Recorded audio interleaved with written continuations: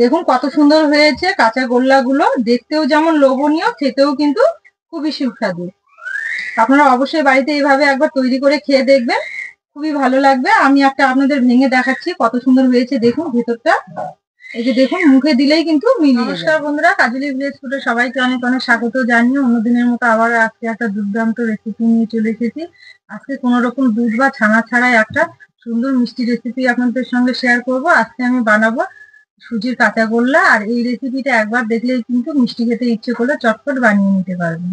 তাহলে আমার অনুরোধ রইল ভিডিওটা শেষ পর্যন্ত দেখলে। কড়াই বসিয়ে দেবো।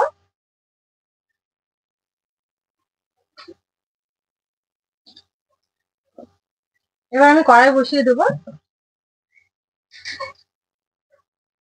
সুজির কাঁচা গোল্লা তৈরি করার জন্য আমি এখানে 1 বাটি সুজি নিয়েছি। সুজিটা এবার আমি শুকনো খোলায় ভেজে নেব 2 থেকে 3 মিনিট।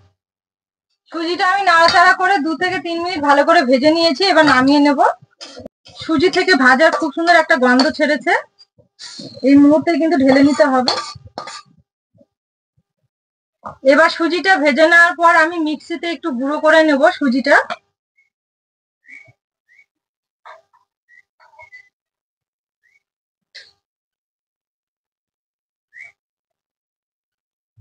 সুজিটা আমি মিক্সিতে গুঁড়ো করে নিয়েছি, এবার একটা থালাতে ঢেলে নেব। এই যে দেখুন, এইভাবে আমি গুঁড়ো করে নিয়েছি। যে বাটির আমি সুজি নিয়েছিলাম সেই বাটিরই হাফ বাটি চিনি এবার সিরাপ করে নেব। হাফ বাটি চিনি দিলাম, আর এই বাটিরই আমি হাফ বাটি জল দেব। অনবরত নেড়ে আমি চিনিটা গলিয়ে নিয়েছি, আর খুব বেশি জাল দিতে হবে না, খুব মোটা করব না আমি। চিনির সিরাপটা পাতলাই রেখে দেবো, এবার নামিয়ে নেব।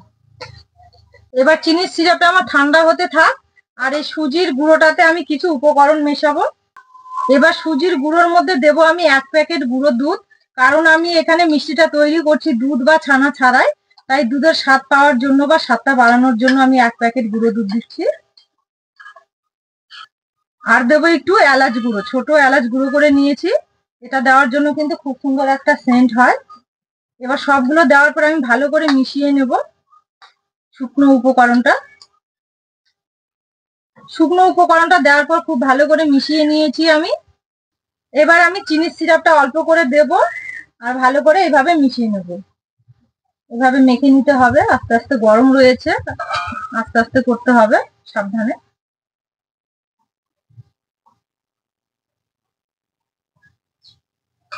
একবারে দেওয়া যাবে না, অল্প অল্প করে দিতে হবে।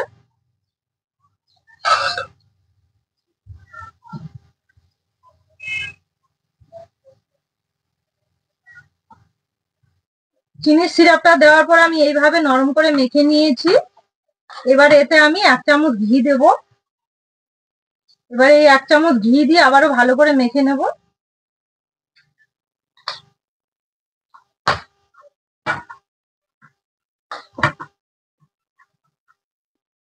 ঘিটা দেওয়ার পর আবারও খুব ভালো করে আমি মেখে নিয়েছি। ঘিটা দেওয়ার পর আবারও খুব ভালো করে আমি মেখে নিয়েছি, আর এইভাবে লম্বা করে নেব। এবার আমি এখান থেকে ছোট ছোট লেচি কেটে হাতের মধ্যে এভাবে গোল করে নেব।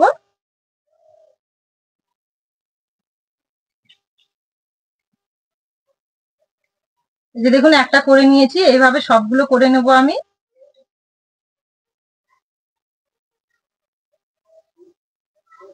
আবারও একটা করে নিয়েছি একইভাবে। এইভাবে আমি সবগুলোই একইভাবে গোল করে নেব। এই যে দেখুন, সব মিষ্টিগুলো আমি রেডি করে নিয়েছি, বলের মতো গোল করে নিয়েছি। এবার দুধের মধ্যে, শুকনো গুঁড়ো দুধের মধ্যে আমি এইভাবে একটু ফোল্ড করে নেব। শুকনো দুধের মধ্যে এইভাবে একটু ঘুরিয়ে নেব আমি। এই যে দেখুন কত সুন্দর হয়েছে, বাকিগুলো একইভাবে করে নেব।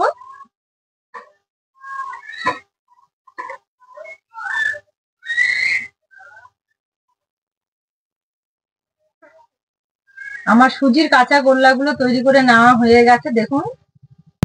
এই যে দেখুন, কাঁচা গোল্লাগুলো কত সুন্দর হয়েছে, কত সুন্দর লাগছে দেখতে। এবার আমি একটা প্লেটে সাজিয়ে নেব এইভাবে। তাহলে বন্ধুরা দেখলেন আমি সুজি দিয়ে কাঁচা গোল্লাটা কিভাবে তৈরি করলাম। সুজি দিয়ে করেছি বলে যে স্বাদ হবে না তা কিন্তু নয়, একদম ছানার মতোই লাগবে। আপনারা অবশ্যই একবার বাড়িতে তৈরি করে খেয়ে দেখবেন আর আমাকে কমেন্টে জানাতে ভুলবেন না। আমার এই রেসিপিগুলো ভালো লাগলে অবশ্যই চ্যানেলটিকে সাবস্ক্রাইব, লাইক করে শেয়ার করে পাশে থাকবেন। আর পাশে থাকা বেল আইকনটি ক্লিক করবেন সবার আগে নোটিফিকেশন পাওয়ার জন্য। আর যারা ফেসবুক থেকে দেখছেন অবশ্যই পেজটাকে ফলো করবেন। আজকের রেসিপিটা আমি এখানেই শেষ করছি। সবাই ভালো থাকবেন, সুস্থ থাকবেন, সাবধানে থাকবেন।